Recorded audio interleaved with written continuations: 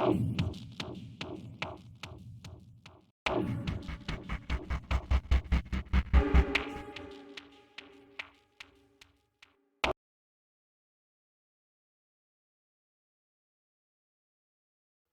guys, my name is Catherine. Thank you for joining me again for another episode of Missing the Missing. In this episode number 27, we're going to be talking about Jesse Farber.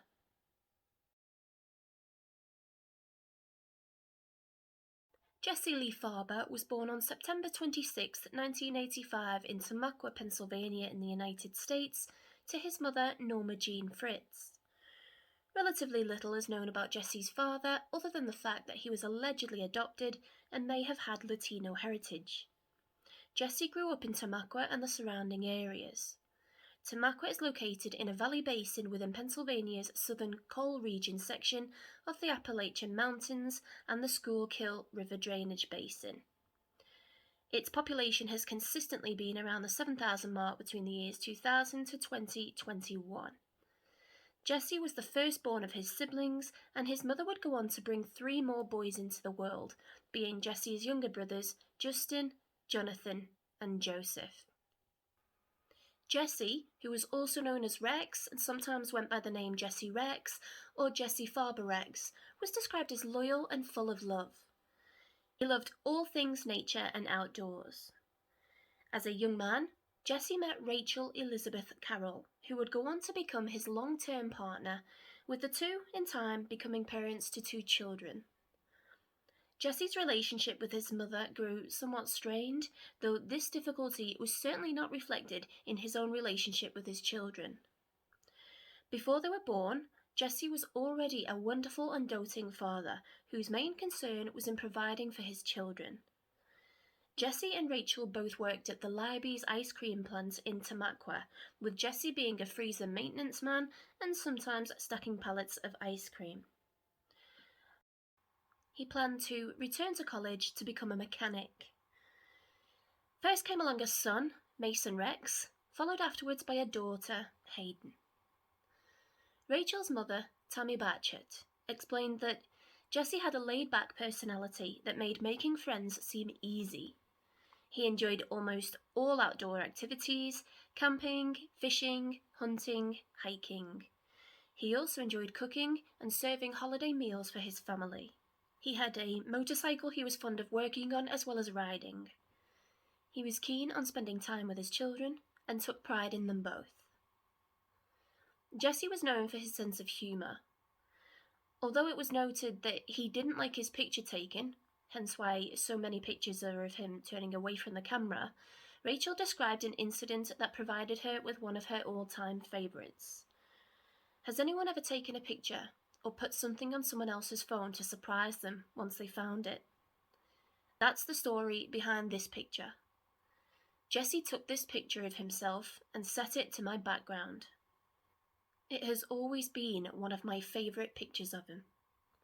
In the lead up to Jesse's disappearance, Rachel explained that a number of things were out of the ordinary, including some behavioural changes.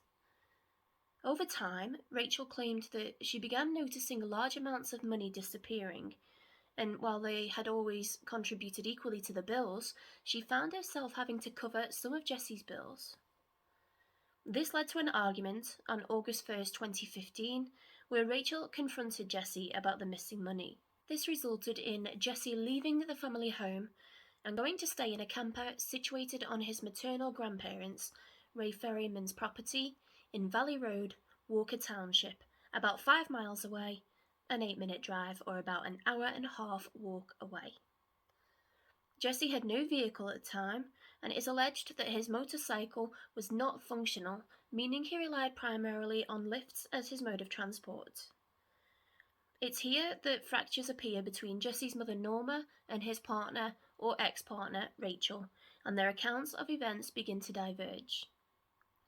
Norma claims that the relationship between Jesse and Rachel was well and truly over at this point, whereas Rachel, however, claims that by the end of the day, she and Jesse had gotten over their arguments, but that Jesse remained staying on his grandparents' property.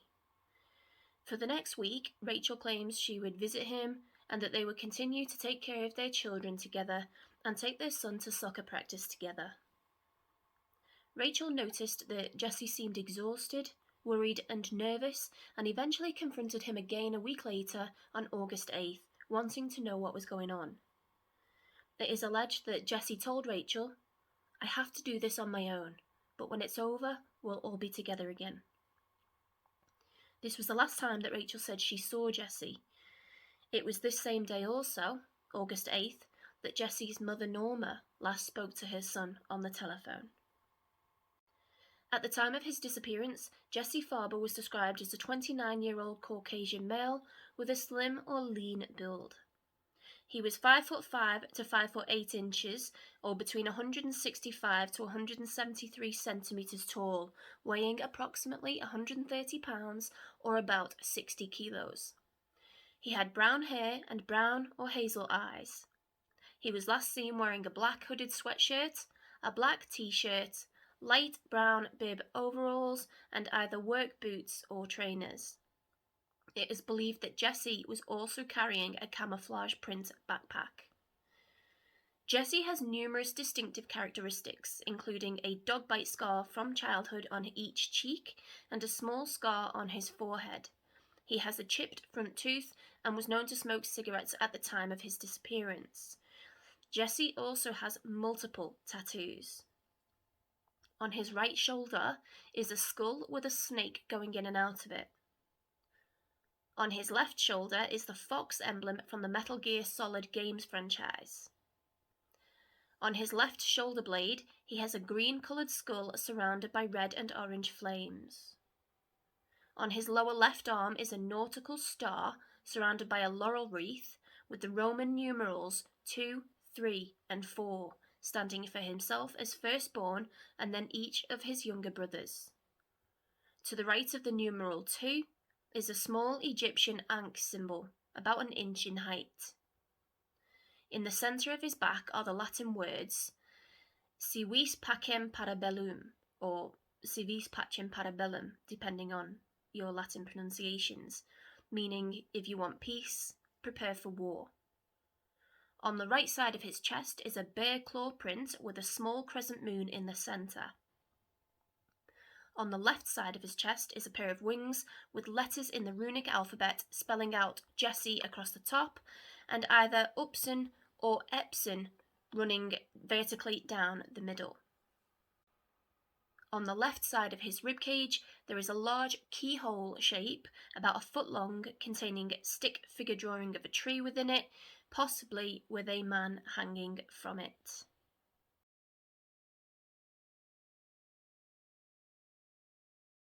On August 10th, 2015, it is believed that Jesse was supposed to get a lift to work from his grandfather. The time isn't noted when Jesse and his grandfather left.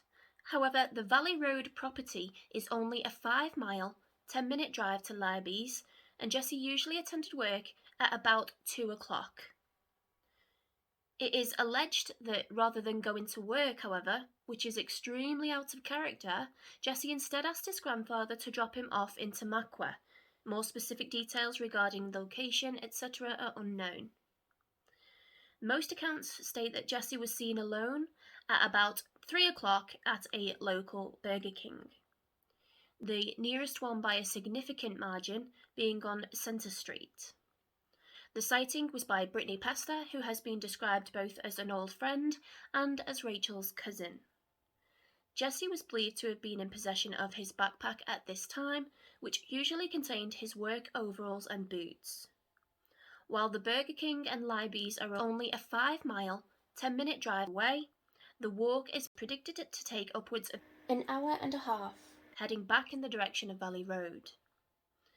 There may be public transport, but by this time Jesse was already due in work and hadn't called in. Sometime afterwards, Jesse went to see a woman called Karina Leach. The relationship between the two and the purpose and location of this meeting are unknown, but it is believed that things didn't go as planned and that Karina stole some money from Jesse. It's either not known or has not been publicly released how this interaction came about, nor how the theft allegedly occurred.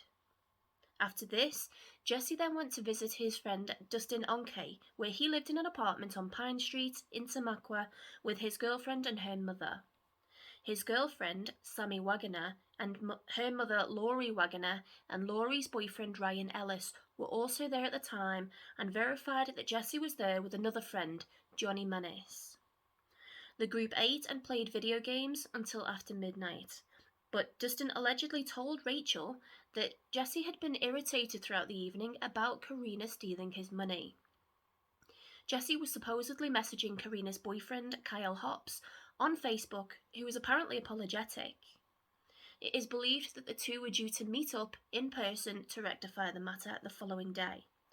Jesse stayed over at Dustin's house that night, and it is claimed that he left there between noon and 1 p.m. on August 11th, 2015 to go to work. Some reports claim that Jesse messaged two work colleagues telling them that he was heading in. It is believed Jesse was about an hour's walk from the Libys, which would make sense if he was due in for about 2 o'clock. Facebook messages show, though, that Jesse was going to meet with Kyle at Burger King beforehand, likely about his money. Kyle claims Jesse never showed up. I don't know if there are CCTV cameras at the Burger King, whether they were checked, and what, if anything, they showed. Jesse was later seen at about 7:20 that evening by a childhood friend, a man named Elmer Hartwell, who has been described by Rachel as a reliable person. At the time, Jesse was heading out of town on the S curves, heading south on Hunter Street towards a trail that leads west into the coal fields with his backpack. One source claims this sighting was of Jesse heading towards Tamaqua. At 8:43 that evening, some reports claim that this was at 9 minutes past 9, Rachel says that she received a terrified phone call from Jesse in which he got increasingly panicky. Jesse tells her that he was in a mountain behind the school. At times he referred to both the elementary school and the high school, which are in different directions from each other. He allegedly said that he was in a tree and that 10 or 11 coyotes were after him, telling Rachel that his phone battery was about to die and to bring guns. Rachel says he switched his location from the high school to the elementary school and then back to the high school. When I asked him for sure where he really was, he said the high school. Just as I asked him for his exact location and he started to speak, his phone hung up. She tried to call back multiple times, but Jesse's phone went straight to voicemail. Within minutes, Rachel says she was on Sharp Mountain behind the Tamaqua High School with her brother Joseph, searching for Jesse. After over 2 hours with no luck, Rachel called police at approximately midnight and reported Jesse as missing.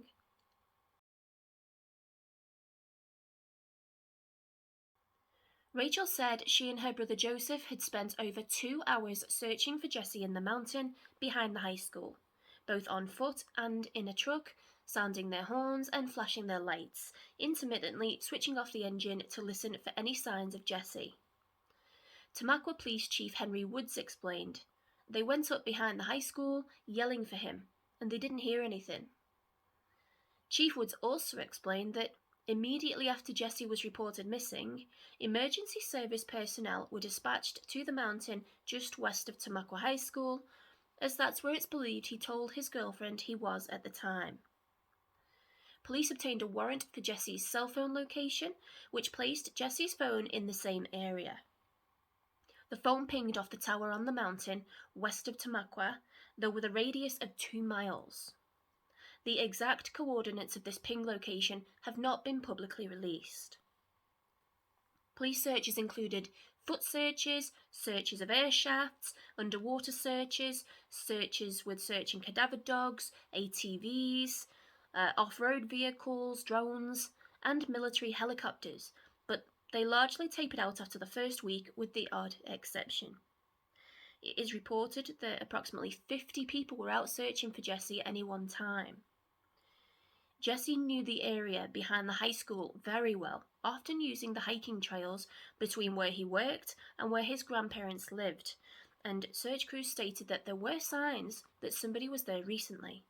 There are some clues to tell us that somebody has been through the area, said Chief Chris Rudolph of Pocono Search and Rescue. We've been checking on those, and that's what we're continuing to do. However, no further detail was released regarding these so-called clues, and the trails were not exclusively used by Jesse. Search crews spent most of the day, over 8 hours between 11:30 and loss of light at around 8:30 on Thursday the 13th of August looking for Jesse. The terrain, known locally as Sharp Mountain, held additional dangers during the darkness, including sheer drops and open shafts, and proved to be a formidable foe. Coupled with the summer heat and humidity, search conditions were challenging to say the least. Officials had maps of the mountain area and where certain pits and shafts were, which were used to try and organise and direct the searches. Chief Chris Rudolph explained, "There's some very difficult terrain. There's some old mine shafts throughout the area, so there is great danger here walking around at night time, which is one of our concerns." Searches continued throughout Friday the 14th, with an Army National Guard helicopter from Indiantown Gap arriving to join the search. Firefighters set up staging areas and landing zones near to the sports field, behind the Tamaqua High School, at the Rabbit Run Reservoir ball field, and potentially also near to the New England Valley Mennonite Church along Valley Road in Walker Township. As well as the challenges of the terrain and weather, due to its rich coal mining history, the area is filled with mine shafts, air shafts, and stripping pits, which pose additional considerable dangers. Search dogs with both Northeast and Pocono Search and Rescue Services showed some activity around a deep subsidence hole or coal shaft. The military helicopter hovered over one particularly deep open mine shaft situated approximately a quarter of a mile or about 400 metres southwest of the Tamaqua Middle School parking lot for about 10 minutes, lowering a camera down it on a 200-foot cord reel, but the camera broke on its descent. The Department of Environmental Protection crews were called in to do the same. Presumably, this was the shaft that the dogs indicated at. Searchers would drop ping-pong balls into mine shafts to determine the depth in efforts to narrow the search parameters and rule them out. State police also searched both sides of the mountain by helicopter. Searches were conducted on the mountain to the northeast of the elementary school as well, since Jesse was alleged to have mentioned both schools in his frantic phone call. The confusion over Jesse's last known whereabouts caused much chaos. Tamaqua Fire Chief Tom Hart stated that officials would be spending more time reinvestigating where Jesse actually was in efforts to direct the search and pinpoint more specific target areas. He explained that the search would continue Saturday morning if needed. Indeed, further searches were needed and continued again into Saturday the 15th of August, with over 100 search and community members looking for Jesse, including over 30 firefighters, police investigators, EMS crews, and Jesse's family. The Tamaqua community and services from other areas came together in the search for Jesse, with representatives from the Pennsylvania State Police, Tamaqua Police Department, Tamaqua Fire Police, Tamaqua Fire Department, Tamaqua Rescue Squad, Northeast Search and Rescue, Pocono Search and Rescue, the Pennsylvania Wilderness Search and Rescue, the Pennsylvania Canine Search and Rescue, Schuylkill County Emergency Management Agency or SCEMA, Emergency Medical Services, and many more. Services showed their support to the searchers however they could, with a team of 10 staff and volunteers from the Salvation Army of Tamaqua working with the American Red Cross to offer on-site support to investigators, volunteers, and emergency responders. They provided food, drinks, and spiritual support. Community members and local restaurants, including the Burger King in Tamaqua, La Dolce Casa, and South Ward Playground volunteers, donated food and drinks to the cause. Major Sharon Wispel, commanding officer of the Salvation Army of Tamaqua, said, "The Salvation Army is committed to helping the Tamaqua community in times of need. We hope our support and prayers aid in the efforts to bring Jesse Farber safely home." The Salvation Army will remain on the scene with the search crews and investigators in Tamaqua for as long as we are needed. Search crews found a backpack, but it didn't match the one that Jesse normally carried. There is no mention of any testing done on this bag. It appears to have been ruled out as of no interest. With no success in finding Jesse, the official search was called off on the evening of Saturday the 15th of August, but Jesse's family and friends, assisted by the local community, continued over the coming days, commencing again the following morning, Sunday, August 16th, at 10 o'clock in the morning, behind the high school. Family members also handed out flyers, hoping that somebody may recognise or remember having seen Jesse. Further information came to light regarding the last suspected sighting of Jesse being on Hunter Street at 7:20 hours by Alma Hartwell. Jesse was supposedly seen walking along what are locally known as the S-curves along Hunter Street, heading towards the Valley Road Trail. Rachel offered more specific detail on this point. The red dotted line indicates where Jesse was walking on the S-curves. The area highlighted in yellow is where the high school mountain, or Sharp Mountain, begins in Tamaqua. I highlighted an area in purple where there is a guardrail next to where Jesse was walking. On the other side of the guardrail is a steep bank. I have searched this area and surrounding areas with family members. The green line represents railroad tracks. On the other side of the tracks is Tamaqua Transfer Station and the Tamaqua Sewage Plant. I also added an arrow pointing to Lewistown Valley, where Jesse was staying with his grandmother and where we also worked at Libby's Dairy. The high school mountain basically splits Tamaqua and Lewistown Valley, giving the mountain two sides. Rachel further claimed that, aside from her and her family, no searches were conducted at the Lewistown side of the mountain, but some sources do claim that state police searched both sides of the mountain with the helicopter. Cell phone, call and message records were analysed, proving that a call was indeed made from Jesse's phone to Rachel's phone as reported. However, they also revealed that Jesse also made a phone call to one of his brothers approximately 2 hours before he called Rachel at about 6 o'clock. Rachel states that this call was not mentioned until the police brought it up, in fact, that it had been kept from them to that point. The reason for this and the content of the call, along with Jesse's demeanour at the time, are unknown. Rachel goes on to explain that the call was roughly 4 minutes long. It is alleged that at the same time as the call to his brother, Jesse also made repeated calls to his bank to find out his balance. I don't know if this was to a real bank teller via a customer service number or via an automated quick dial number which automatically tells you your balance. It was noted that he and Rachel, both working at Libby's, were not due to be paid until the following Friday, so the reason for these calls is unknown. Multiple sources claim that earlier on the day of his disappearance, Jesse planned to meet with a drug dealer at a fast food restaurant.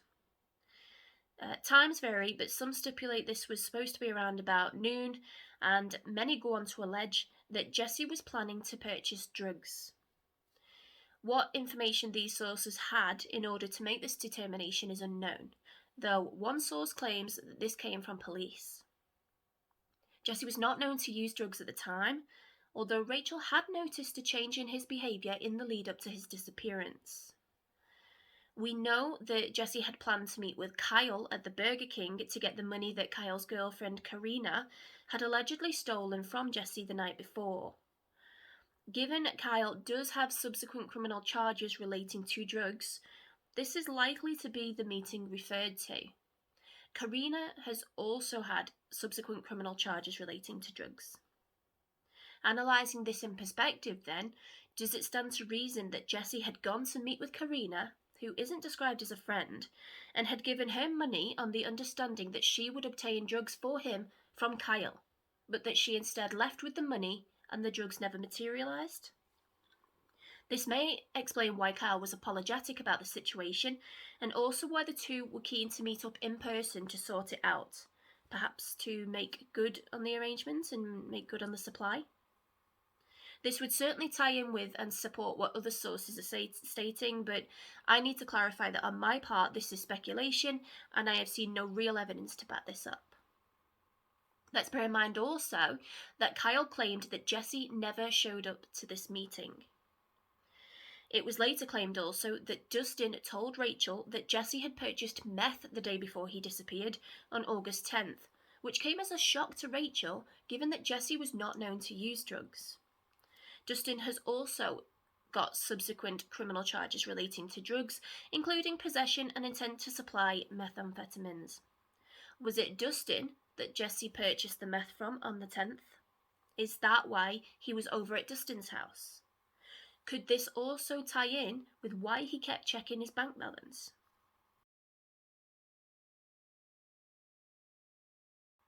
A month after Jesse disappeared, in September 2015, a Canadian-based company offered the use of its specialist equipment for free in the search for Jesse, in particular to conduct an exploratory search of a 1,100-foot mine air shaft.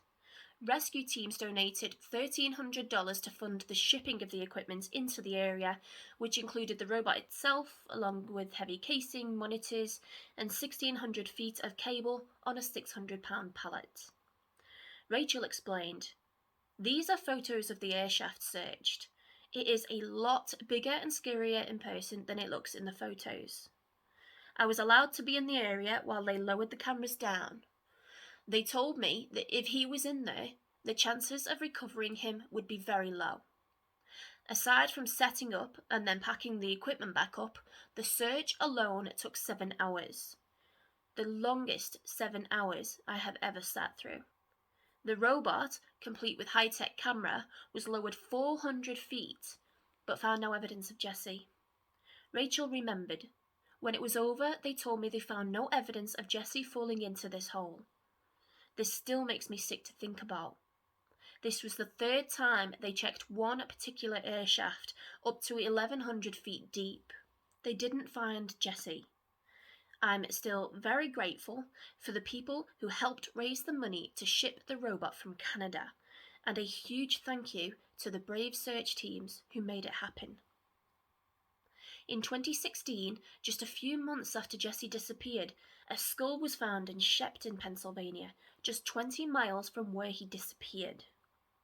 For some inexplicable reason, this was not entered into the NamUs database at the time to be checked against Jesse or any other missing persons. That same year, 2016, Tamaqua Police Department executed a large-scale drugs raid. Conscious of the rumours of drugs involvement and foul play, Chief Woods explained, "We did a drugs raid in 2016, a big one. 20-some people were arrested in the raid. Our narcotics guy made an offer to them that, if they had any credible information on this case, we would drop the charges. And nobody took the bite. Nobody knew anything." On Sunday, June 19th, 2016, Jesse's children released Chinese lanterns for him on the high school mountain for Father's Day. In December 2016, almost 18 months after Jesse vanished, a hunter found his sweatpants in a tree near the top of Sharp Mountain, on a remote, steep mountainside next to a coal ridge of cliffs, shafts, and hidden tunnels. Jesse's sweatpants had one leg tied in a knot with a rock inside, which may be suggested of a makeshift weapon, but equally it could have been used as a way to fling the sweatpants up into the tree. No mention has been made as to whether anything was in the pockets. I assume nothing was. The hunter informed Jesse's grandparents, who went to investigate and found a backpack matching the description of Jesse's higher up the same tree. Tamaqua Police Chief Woods explained, "While they were standing there, the grandmother saw the bag tied up in the tree. It was a little higher up the tree from where the sweatpants were. They got the bag down and they were able to identify it. There was a pin in the bag, and it was a pin that the grandfather had given to Jesse." As a result of the find, more searches were conducted in the area. Jim Wilkins, chief of the Wolfpack search team, said that several search crews would be used, including skilled rappellers to handle the rough terrain, and cadaver dogs, explaining, "Cadaver dogs are trained to smell different types of human remains. They are trained on blood. They are trained on human tissue, and they're trained on bone as well. The dogs are trained on a multitude of scents. However, to date, nothing further has been located in the search for Jesse, and his whereabouts remain unknown.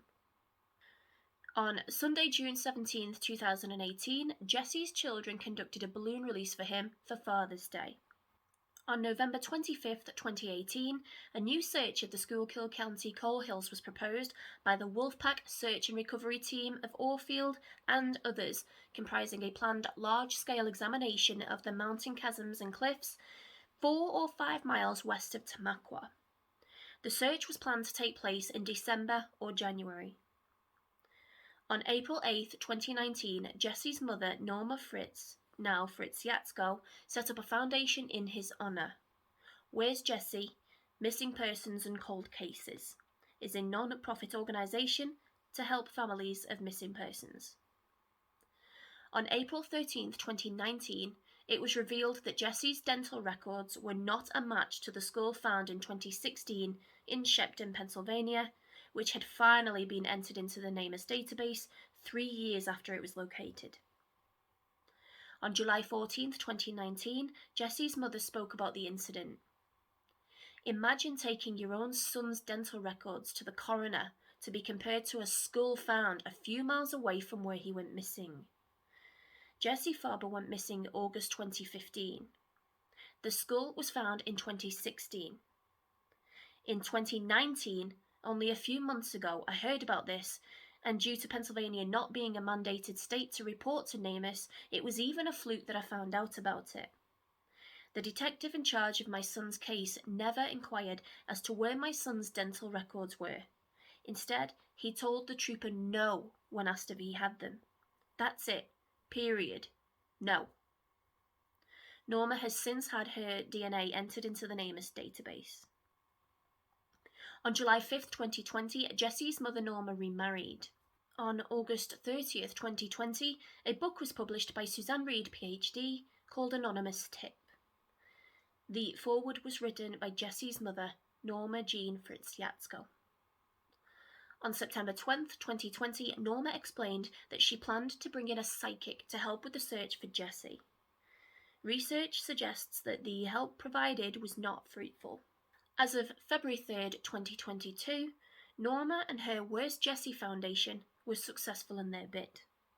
It is now mandated in the state of Pennsylvania for law enforcement to submit DNA information to the National Missing and Unidentified Persons System, NamUs, in all missing persons cases within a week.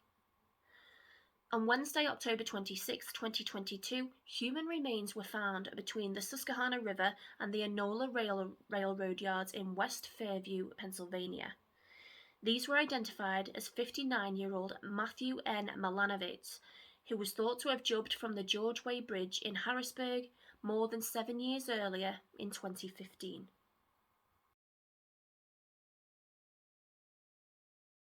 So it's been a while since we've had any rays of light, but now I want to talk to you about 3. Firstly, I think the work of the Where's Jesse Foundation is commendable. While tragic that Jesse has still not been located, his mother and supporters have ensured that a very important step has been taken in the right direction in his home state. In February of this year, 2022, Pennsylvania Governor Tom Wolf signed a law making Pennsylvania the 11th or 12th state to mandate the entry of a DNA profile to be entered into the NamUs database by law enforcement within a week. When somebody goes missing, Representative Linda Culver explained, there's no closure on what happened. You can't say, well, they're deceased. Here's their death certificate. They are missing. So it takes years for families to resolve all of these issues. It's a really difficult thing for anybody to have to go through. We're hoping that this gives them hope that they can cling to. Culver credits Jesse's mother Norma with alerting her to the NamUs existence and bringing to light that reporting missing persons' DNA was not required. Senator Lisa Baker added, "Far too often in the news we hear tragic stories of individuals who have gone missing, leaving behind their families with unanswered questions. It is thanks to the families who have lost loved ones, yet channeled their pain into advocacy for helping others, that Pennsylvania now becomes the 11th state to participate in the NamUs database. The legislation will certainly help to provide law enforcement with a secure and necessary tool, while also giving hope to the numerous families and friends who want and deserve answers. When Norma heard that the bill had been signed, she said, "That's awesome. I'm so happy. I don't think that there are a lot of families of the missing who know the importance of this." She went on to explain that it gives families the knowledge that there is another tool that could help resolve their case even after law enforcement's manpower and resources are redirected to other cases. Norma doesn't intend to stop here though, and is determined to get the same law mandated across other states. This is vital because if a missing person crosses state lines and is located deceased in a state that doesn't mandate NamUs entry, then the link between the unidentified body and the missing person may never be made. Norma is also keen on educating more people about NamUs, saying, "The more I learned about it, the more I thought this is silly that it's not even mandated. What if Jesse's body was found and they didn't report it to NamUs? How would it ever match up?" Proof just kept piling up how important this law is and how much it is needed. There is an ongoing GoFundMe for the cause, though I'm not sure where the foundation is at. Despite its recent success, according to the Internal Revenue Service, Section 501c3 organisations are restricted in how much political and legislative lobbying activities that they may conduct, and that they may not attempt to influence legislation as a substantial part of its activities, and it may not participate in any campaign activity for or against political candidates. I have seen evidence of Norma doing both, and while the passing of the NamUs mandate is a very good thing, I'm not sure legally where they stand. Moving on, I also want to take a moment to acknowledge the good deed done by Canadian-based robotics designer and manufacturer company Inuktitun Services, since incorporated into Edify, in donating the use of its specialist equipment pro bono in the search for Jesse. It's always wonderful to see corporations supporting good causes, and I just wanted to take a moment to recognise this. Along the same vein, a huge thank you to the rescue teams who covered the $1,300 expense to fund the shipping of the equipment into the area, to the American Red Cross, the Salvation Army who supported the searches, and the local businesses and community members, including the Burger King in Tamaqua, La Dolce Casa, and Southward Playground volunteers. Whilst it is a shame that Jesse remains missing, efforts like these ensure the continued operations of search and rescue efforts, whose impact is immeasurable. And finally, I want to raise awareness of a tool, a website and an app that I am a huge fan of that can really assist with situations like these or any other where a precise location is required and not known. That is What 3 Words. Reading from the website. Street addresses aren't accurate enough to specify precise locations, such as building entrances, and don't exist for parks and many rural areas. This makes it hard to find places and prevents people from describing exactly where help is needed in an emergency. That's why we created What 3 Words. Every 3-meter square in the world has been given a unique 3-word address. The words are randomly assigned to each square and will always remain the same. Basically, you can download the app to your phone or tablet or access it online. You can access it when you arrive and make a note of the 3-word unique address. You can then use the 3-word identifier if you need to call for help or provide your location, and it will assist in directing emergency services to your location. Granted, in this particular scenario, Jesse was panicky and maybe not thinking clearly, but as you can see, had he access to this tool, he could have pinpointed his location to within 3 meters and could have been found very quickly and hopefully safely. I've picked a random location here on the mountain behind the Tamaqua Area High School, in the vicinity of what is believed to be Jesse's last known location. The unique identifier is Imaged Paramedic Uses. Providing this to Rachel or law enforcement could have directed help to within 3 meters of Jesse's location. Please consider using this wonderful tool, as it can seriously help with safety, especially useful for hiking or sailing if you've gotten lost or have broken down on an unfamiliar route. The theories in this case, as with almost all others, can be divided into 4 main categories. The first is suicide. There is no evidence to suggest that Jesse had any intention of taking his own life. Despite having broken up with his long-term partner 10 days prior, and potentially being somewhat despondent over that, he was holding down his job, still seeing his children, with whom he had a stellar relationship. He had a supportive family network who were helping him through this time in his life, including grandparents who allowed him to remain on a trailer on their property. There was suggestion from Jesse's mother that this was not the first time that Jesse and Rachel's relationship had faltered, and he had moved out or been asked to leave before, though they always made up in the end. Norma claims that this time was different though. She remembers the last time she spoke with his son. I felt his pain of his broken relationship and wasted years, and I also felt his realization and relief. Double-edged sword, I'm sure. His last words were, "It hasn't changed in all these years. It's never going to change." She also stated that Jesse was never going back and the plans to marry did not exist. My son was defeated. His word, he was controlled and manipulated and just wanted to be away from her finally. So there is some suggestion that Jesse may have been depressed, but as an isolated response to a stressful time in his life and an experience that he was going through, rather than a clinical, persistent depression. Is this enough to make him want to end his life? Probably not, knowing how deeply he cherished his children and wanted to provide for and be there for them. Equally, this doesn't add up to the last call made from his phone, nor other things that have come to light during the investigation. Jesse set up a Facebook account in the days before he disappeared, where he listed himself as single.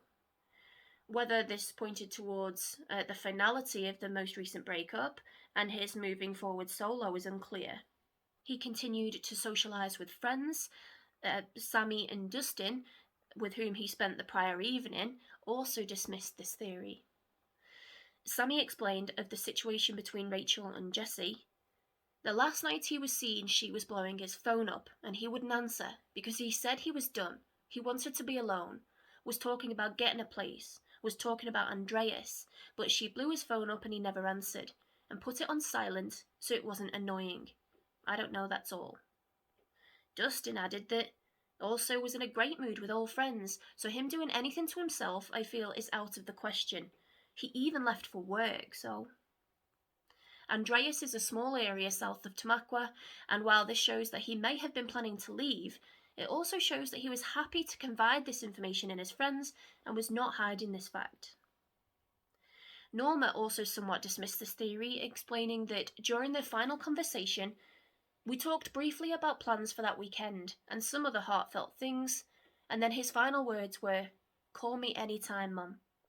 So Jesse was making plans. Nothing has been released to suggest what they were, but it was due to be his payday on that Friday, so it's not unreasonable to assume that he had made plans. The second theory is just as implausible as the first, being that Jesse left of his own accord. However, within this theory are 2 sub-theories. The first can probably be dismissed for the same reasons as we've just mentioned in relation to a potential suicide. That being that he just took off to start a new life. He didn't take anything with him, but his phone does seem to have disappeared along with him. It was right before payday, at a time when he didn't have a lot of cash to do so. He had no access to a vehicle, wasn't seen on public transport. It's way too far to walk anywhere, and nobody has come forward to say that they gave him a lift. There have been no financial transactions on his accounts that we're aware of since he disappeared, and no activity on his social media accounts either. It's unlikely he would drop off the radar so completely, abandon his children, and cut ties with all of his friends and family. His mother suggested that his phone was monitored, making it unlikely that he was leading a double life. The second sub-theory within this section is a little bit more feasible, however, and that suggests that Jesse was not of sound mind and wandered off of his own accord. Just being a month shy of his 30th birthday, Jesse is almost out of the prime age range for young men who develop onset schizophrenia, 16 to 30 years. This doesn't completely discount that possibility, but it is unlikely. What may be more likely is if Jesse had recently developed a drug habit that he had not built a tolerance to, he could have had a bad reaction to a potent drug which addled his mind. There is a lot of speculation that Jesse was not actually being chased by coyotes, but may have instead imagined or hallucinated it, that he was being chased by a pack of animals. Rachel said that during the last phone call she had with him, she could hear only silence on the other end of the phone, apart from Jesse's voice. Although he sounded shaken and panicky, there was no background noise, which seems to negate the belief that he had been chased up a tree by 10 or 11 coyotes. If Jesse wasn't thinking straight or was hallucinating, he could easily have found himself in a very dangerous situation, such as a fall, potentially down one of the hundreds of open mine shafts or coal pits in the area. This is potentially the most prevalent theory and the one that law enforcement subscribe to. Tamaqua Police Chief Woods suggested that if Jesse panicked in the mistaken belief that he was being chased and ran after his phone died, he probably plunged down a deep hole in the dark. The holes are all around the path. There's no way you could run through there without falling into one of those holes, falling maybe 15 to 20 feet. In other spots, you could fall a considerable distance, hit a ledge, and fall even farther. We recently found one hole that's at least 140 feet deep. Our theory is that he was under the influence, thinking coyotes were chasing him. He comes down from the tree, he runs west, he runs by all these stripping holes, falling into one. Many people have opened up on social media in light of this case to offer their personal experiences with drugs or those of their family, and their opinions on how this could tie into Jesse's case. For example, Lorna5253 says, "I am in recovery and have been around many addicts. In the beginning, it's easy to hide. I absolutely think he was using, even when he was still with Rachel. That explains him not having rent and all of his other odd behaviours. I think he was hallucinating. I hope he can be found. I think it's highly likely that he ended up in an abandoned mine shaft or stripping pit. They are everywhere in the woods due to our rich anthracite coal history." Others agree.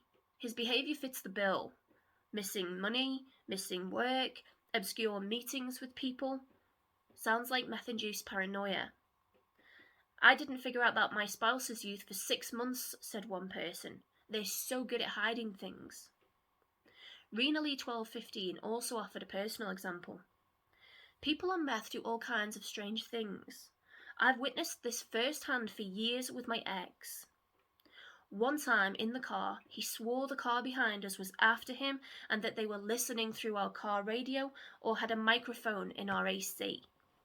He jumped out of our car in the middle of the highway and ran off into the woods. Didn't see him for a whole week. Another time, he was seeing and hearing the cops outside our house. He could hear the police dogs barking and a man calling to him through the microphone to come out with his hands up. To him, this was 120% real, but nothing was there. It's extremely scary." We should also consider where Jesse's belongings were found, as in the actual tree. So I've not seen a specific location, coordinates, or photographs of the tree, only descriptions of the area it was in. We don't know how close to the edge the tree was. We know it was described as spindly and skinny and on a narrow ledge with deep coal pits either side. Is it possible that Jesse could have lost his footing and fallen, or that a branch broke unable to support his weight and he fell into one of the pits? Proper searches were never conducted on account of the hazardous area and the depth, though Rachel and her brother Joey did cursory searches where they could and found nothing. Although Jesse could have been hallucinating, it's not out of the realm of possibility that he could have fallen prey to an animal attack in his disoriented state. According to Euphoria, Pennsylvania had 148 deaths from animal attacks in the past 20 years, placing 8th on the list of states where the most people are killed by animals. The most common animals that people are killed by in Pennsylvania are bears and wolves. According to the Pennsylvania Game Commission, approximately 20,000 black bears live in Pennsylvania, being common in rural areas including Tamaqua's neighbouring county, Lehigh. Despite this, bear attacks are rare, and the Commission also advised that you can scare them away or even fight back with rocks, however undesirable the latter may sound. Did Jesse tie a rock in his sweatpants to fight off a wild animal? If so, why did his sweatpants remain in the tree, but Jesse didn't? Coyotes are also prevalent in Pennsylvania, with trappers killing more than 40,000 of them each year. They live in woods, hiding from people, but prey on smaller animals. According to the U.S. Association of Fish and Wildlife Agencies, some coyote attacks on humans have been reported in the U.S., with 367 documented attacks on humans by coyotes between 1977 and 2015, but with almost half of those being in California alone. Despite this, there have only ever been 2 recorded incidents of humans killed by coyotes in North America. It is noted, however, that family groups defend well-defined territories, whereas pairs and solitary coyotes do not. Is it possible that Jesse stumbled across a nest or a home territory? Coyote pups tend to venture out on their own at about 6 months, with breeding windows between January and February. This times up well. However, coyotes are known to be noisy when they hunt and are easily scared off by a human.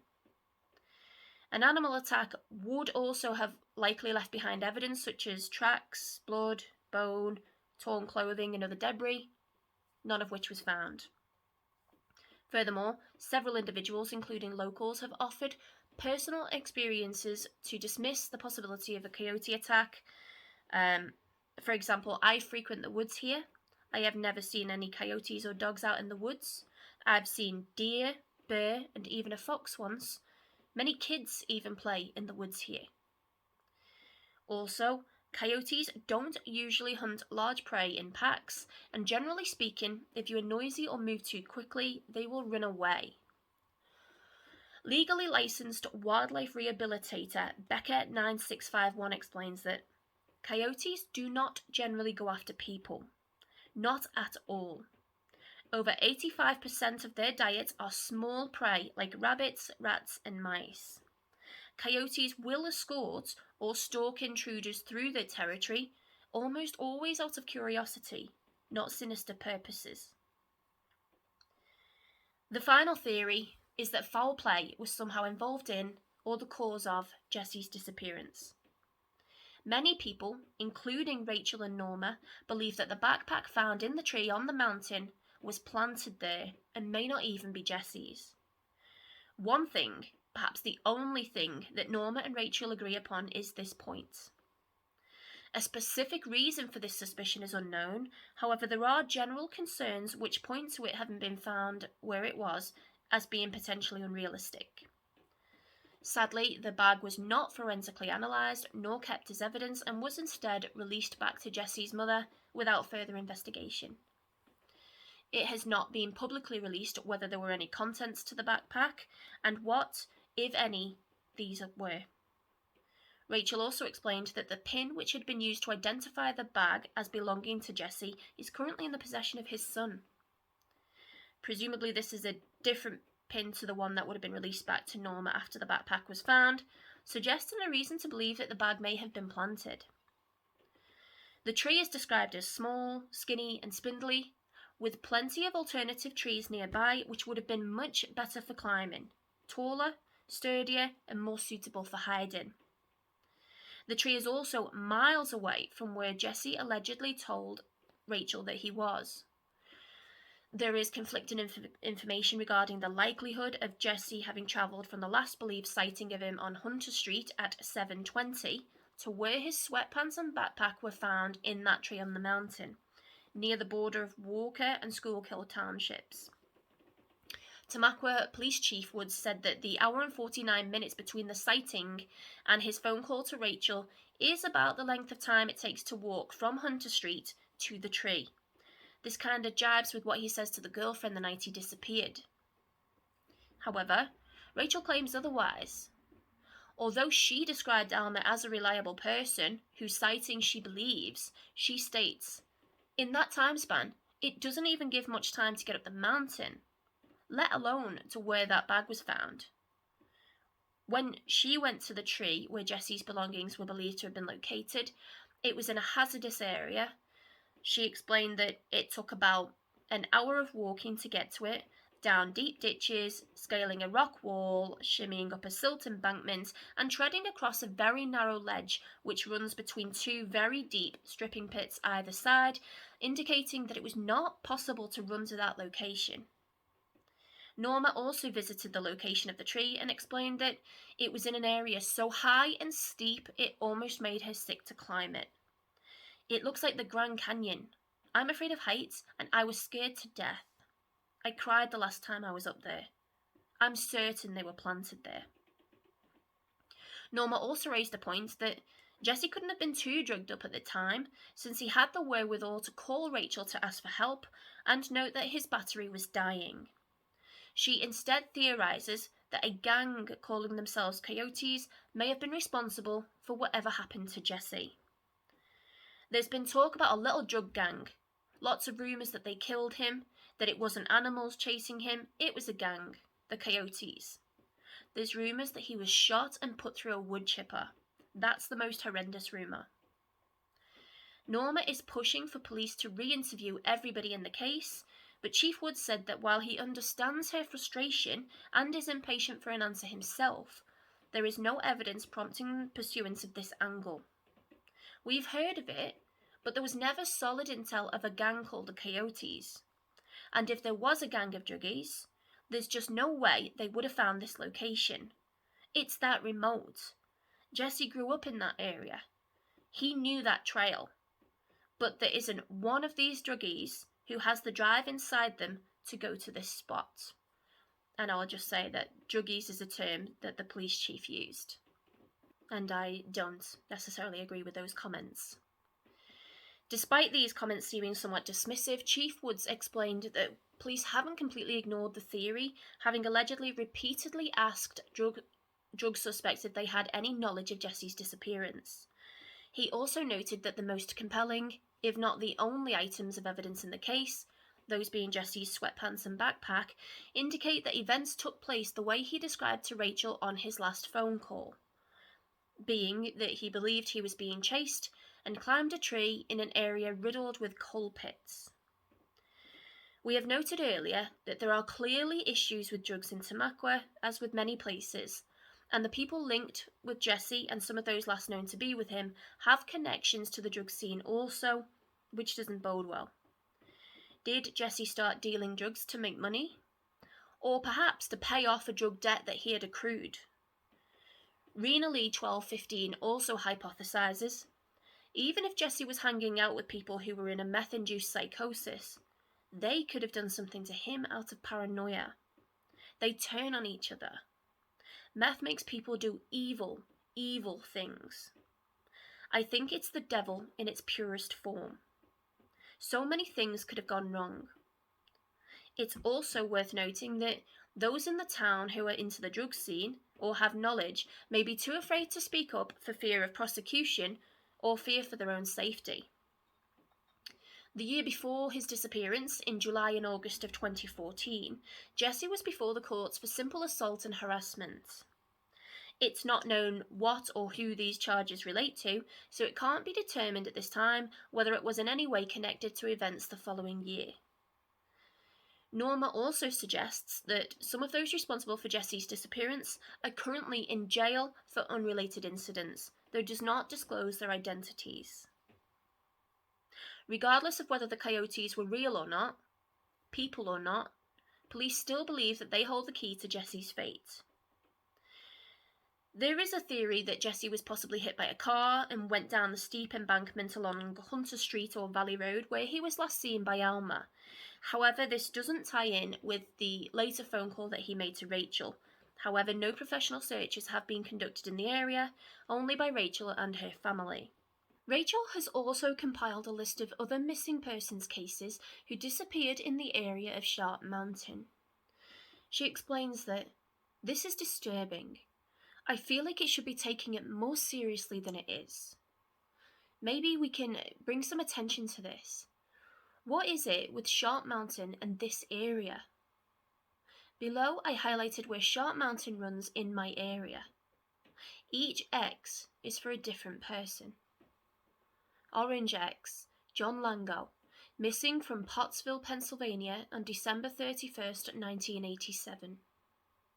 Light Blue X, Zachary Vidal, missing from Pottsville, Pennsylvania on October 22nd, 2022.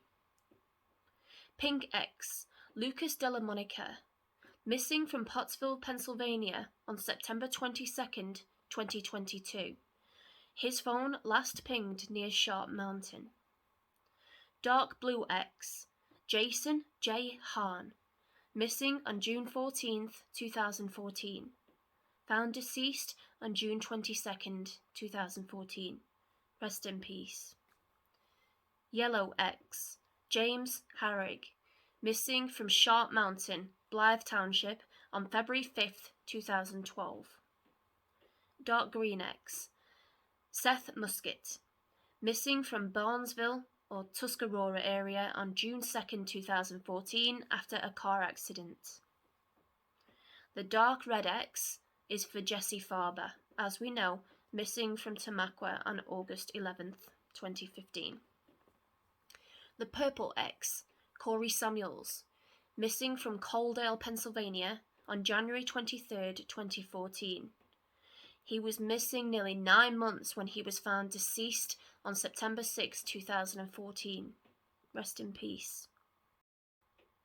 It is not believed that these cases are linked, unless you subscribe to the missing 411 theory, but it does give you chills just to think about the sheer number of missing men in this area alone.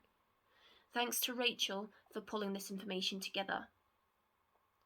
There is another theory within the foul play umbrella, and that is that Rachel and or her brother Joseph may have had something to do with Jesse's disappearance. I won't dwell on this for too long, since the fingers largely seem to be being pointed from one direction only, and there isn't any evidence to support it, but in the interests of transparency and thoroughness, I will address it. There appears to be a significant amount of animosity and antagonism between Norma and Rachel's family. I have no idea where this stems from, but I think in large part it's counterproductive and detrimental to Jesse's case. After the 7th anniversary of Jesse's disappearance, as we know, Rachel's mother, Tammy Batchett, penned an emotional letter which was published. In response, Norma released a public post on social media suggesting a cover-up and suggesting whether there is more than meets the eye with Rachel's family and their potential involvement in Jesse's disappearance. In fact, Norma has put a few public posts up of this nature. I won't go into any more detail or include them here because I don't believe it's constructive, but the posts are public and for anyone to see. There appears to be a decent amount of vitriol there. Tammy responded, each side has some toing and froing, fingers being pointed, when in actual fact, I don't believe that either side had anything to do with Jesse's disappearance, and I don't believe that either side actually believed the other side to be guilty either. I think that instead it stems from other unresolved issues which are eating away at the family relations at a devastating cost to Jesse and his children in particular. Clearly, there is a family breakdown, and it looks like Jesse's children have no relationship with Jesse's mother. Tammy sums it up succinctly when she says, "My biggest fear and concern is that my grandchildren, Jesse's children, will someday go looking for answers, and they will find all of these attacks on the family they know and love. I can't imagine more pain for them."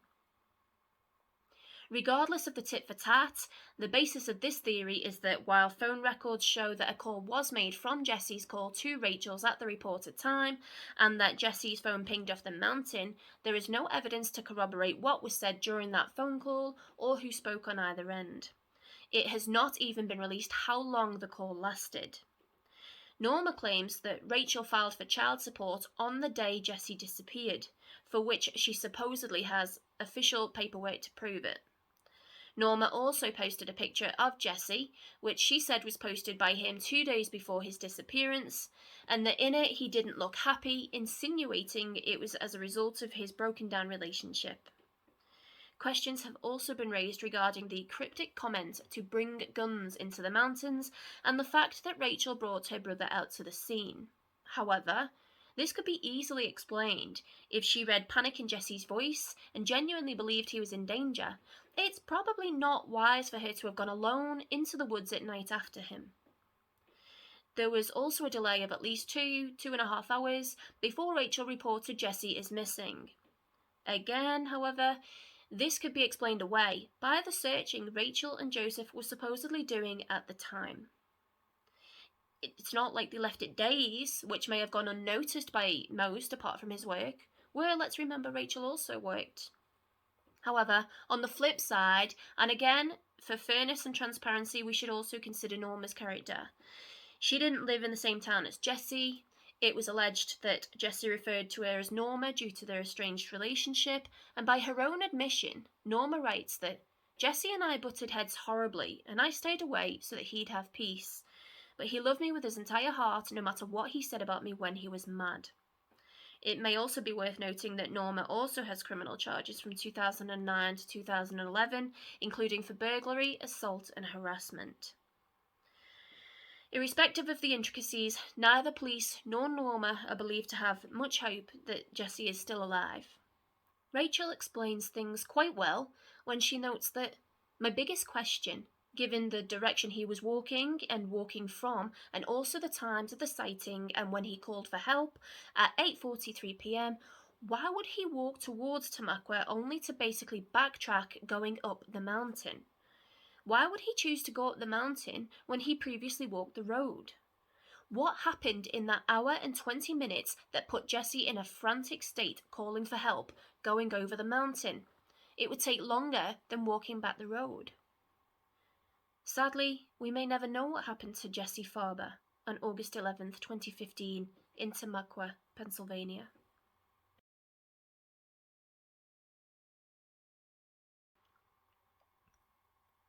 I'm going to leave you now with a repeat of Jesse's description and some final words from family, friends, and investigators in the case. At the time of his disappearance, Jesse Farber was described as a 29-year-old Caucasian male with a slim or lean build. He was 5'5" to 5'8" inches, or between 165 to 173 centimeters tall, weighing approximately 130 pounds or 60 kilos. He had brown hair and brown or hazel eyes. He was last seen wearing a black hooded sweatshirt, a black t-shirt, light brown bib overalls, and either work boots or trainers. It is believed that Jesse was also carrying a camouflage print backpack. Jesse has numerous distinctive characteristics, including a dog bite scar from childhood on each cheek and a small scar on his forehead. He has a chipped front tooth and was known to smoke cigarettes at the time of his disappearance. Jesse also has multiple tattoos. On his right shoulder is a skull with a snake going in and out of it. On his left shoulder is the fox emblem from the Metal Gear Solid Games franchise. On his left shoulder blade, he has a green-coloured skull surrounded by red and orange flames. On his lower left arm is a nautical star surrounded by a laurel wreath with the Roman numerals 2, 3, and 4 standing for himself as firstborn and then each of his younger brothers. To the right of the numeral 2 is a small Egyptian ankh symbol about an inch in height. In the centre of his back are the Latin words Si vis pacem parabellum or Si vis pacem parabellum, meaning, If you want peace, prepare for war. On the right side of his chest is a bear claw print with a small crescent moon in the centre. On the left side of his chest is a pair of wings with letters in the runic alphabet spelling out Jesse across the top and either Upson or Epson running vertically down the middle. On the left side of his ribcage there is a large keyhole shape about a foot long containing a stick figure drawing of a tree, possibly with a man hanging from it. Initially, family and friends posted a flyer offering a $2,500 reward for any information that leads them to Jesse. However, this doesn't appear to still be active. Norma acknowledges that the Tamaqua Police Department appear to be interested in solving Jesse's disappearance, but explains that the investigation has looked inactive for years. Family continue to hold out hope that more searches will be conducted, which will yield more positive results. But the Wolfpack search, which was proposed in November 2018, has been repeatedly delayed. Norma explains, "I've been going through this for 3 years, been put off and rescheduled. I personally eat, sleep, and breathe looking for my son, and the police, they're not physically doing anything." She also noted that messages sent via the Facebook page have been some of the most helpful tips on what happened to Jesse. In July 2019, Norma described an experience she had with a so-called psychic. "I was desperate to cling to anything just to believe my son was alive. I sat in the woods with her while she asked a pendulum if Jesse was alive. I wanted so badly to believe." She went on to make a promise to Jesse on his birthday in 2021 that wherever he was, she would find him. "Every day I look for you. Wherever I am, I look for you. I will look for you until I find you." Norma also penned a poem for his son. "Full moon prayer from me to you, Jesse. She is the goddess of the night, intensifying your dreams and second sight. Like a mother's womb, high in the sky, her loving energy inspires your dreams to fly. With an exhale, release to let it all go. Fears become that which you no longer know. For this, I give thanks to the goddess moon. She will light your path. I will see you soon." Jesse's partner Rachel's mother Tammy Batchett also explained, "We are just trying to do all we can to find him and bring him home." Speaking about the search of the large shaft, she remembered, "That picture makes my stomach full. I prayed so hard he wasn't at the bottom of that hole. But at the same time, it would have given answers and some closure." At the end of the day, many who knew Jesse no longer hold out hope that he is alive, but he still deserves to be found and his family to have closure. On the 7th anniversary of his disappearance, Tammy reminded the public that Jesse had dreams, goals, likes, dislikes, wants and needs, like everyone else. She also explained that friends and family would not give up hope that he would be found, saying, "He deserves to be acknowledged and actively looked for. He leaves behind a family that feels his absence daily and will continue to do so until he is found." 7 years of birthdays, holidays, and special occasions have passed without his presence. His loved ones have spent those years searching for him, missing him, and hoping for answers. If he was your friend, your partner, your father, your family, would you look for him then? And she makes a good point. People are often quick to ask for help, but reticent to provide it. It is likely within somebody's power to bring closure to this family and to bring Jesse home to his children, in whatever condition he's in. If Jesse fell into the drug scene, that doesn't automatically make him a bad person.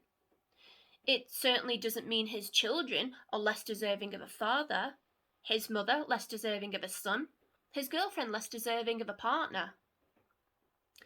Chloe M6886 offers a message of comfort to the family. "I just hope they know that it doesn't make him any less of a father and they still deserve answers." Family went on to describe how they feel. "It's very frustrating and sad. You can put your all into finding him, but you can only do so much.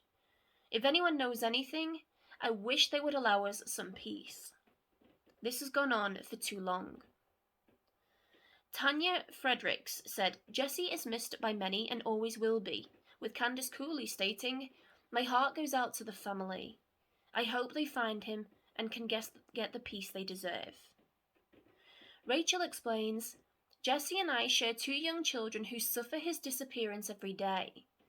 If anyone has any information or can help in any way to push this case forward, we would greatly appreciate it. Please help us bring Jesse home. I would like to thank everyone for liking and sharing Jesse's page, and most importantly, his story, she said. Everyone is so kind, supportive, and helpful. You should know that it is you that is helping to make the difference needed to push this forward in this long fight for answers. I can't express how grateful I truly am for each and every one of you. Thank you so much. Norma also offers her gratitude and appreciation. I just want to say to all of you, thank you. I have never in my life seen such love and unwavering compassion. And yes, I am most likely losing my mind. I don't know if I will ever get it back. But that's okay. The only thing I want back is my son. Everyone reading this, please take the time to make that phone call to someone you love and have been thinking about. Keep your family close. Whatever the reason that caused Jesse to disappear, the mother of his children and his family have the right to find him. On that note, Tamaqua Police Chief Woods explained that there's no other clue out there. We have to find the body to find if there was foul play or if he fell. We'll never be able to prove anything unless we find him. Jim Wilkins, chief of the Wolfpack search team, agrees, stating, until you find Jesse, everything at this point is pure speculation. If you have any information relating to the disappearance of Jesse Farber, please use the contact information in the description box below to get it to those who can act on it. So that's it for today, guys. Thank you for taking some time out of your day to hear about Jesse. Take care of yourselves and each other. Until next time,